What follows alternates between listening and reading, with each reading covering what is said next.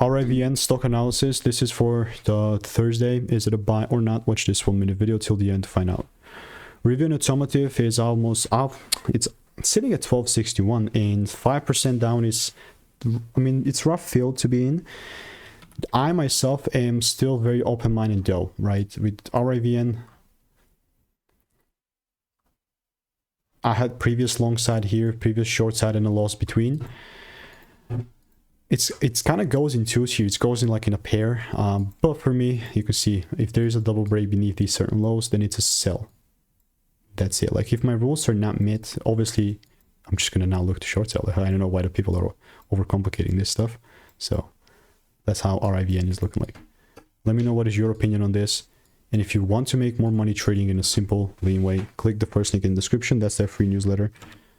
But also I've had so many other receipts on RIVN here in the Discord. So see you in the next one.